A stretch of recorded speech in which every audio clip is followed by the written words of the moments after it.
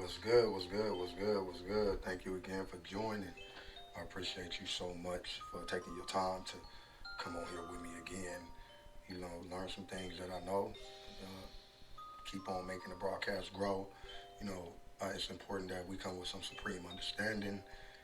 About today's now time and about the past. And it is important that we make the most best decisions in our life.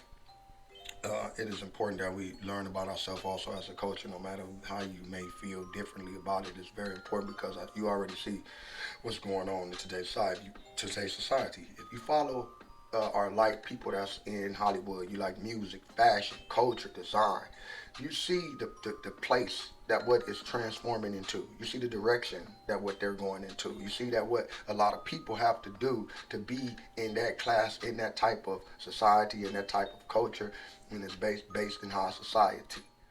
I've seen that a lot of people from the inner city have made it to that life, and you see what has happened to them. It's something that I want to put out. We're gonna do this reaction video. We're gonna take our time with it. We're gonna eat from it. We're gonna learn from it. And I just want us to make a found good choice and good understanding about what's going on, man. We're gonna dip through this, and I'm gonna really be quiet on a lot of this stuff because I really want y'all to hear it. Okay, let's go. White women in the planter class held significant power within the context of slavery. These women actively participated in maintaining and perpetuating the institution, wielding authority over slaves, especially black male slaves. It's worth noting that, in the American South before the Civil War, white women couldn't vote or hold office. When they married, their property technically belonged to their husbands. However, they shared one significant capability with white men. They could buy, sell, and own enslaved people. Now, I just wanted to make that point. I want to point that out to you, make you have good understanding about just that point right there. Very important, very key. Come on, let's go. Of elite white women was sexual exploitation. While the prevailing narrative often portrays white women as passive or innocent, there were instances where they actively engaged in non-consensual sexual relationships and rape, leveraging their power and control over black male slaves. These actions perpetuated a cycle of sexual violence and degradation, further dehumanizing those who were already enslaved. One example of such cases can be found in the autobiography instance In the Life of a Slave Girl by author Harriet Jacobs, who, once a slave herself, described how planters' daughters would take advantage of male slaves. Perhaps the fathers and the male relatives of the white girls did not know that giving them black male slaves would lead to the exploitative equality of what they were doing. In other words, as white men were raping and sexually exploiting black women, so could elite white women rape and abuse black male slaves.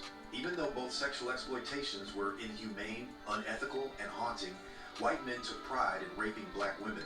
However, they could not take pride in knowing that their white wives, daughters and sisters, were establishing sexual relationships with black male slaves. Something should be noted here.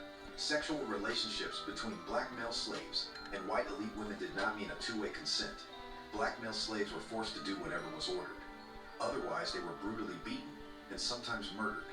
Hence, getting sexually exploited seemed a better option than being killed. Harriet Jacobs wrote in her book. Thank you very much, Harriet Jacobs. I thank you so much for doing that great work. And this is just part of this. I got one more piece I want y'all to eat on. Please pay attention. Please make sure you take note, and please understand it's very, very, very key. And by extension, control and domination by white men. This allowed them to exert racial control over black male slaves.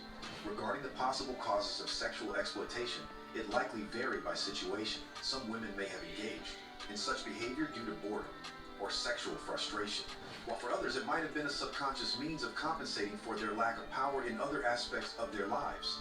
Planter class white women were essentially the property of their husbands and had limited sexual agency relative to men.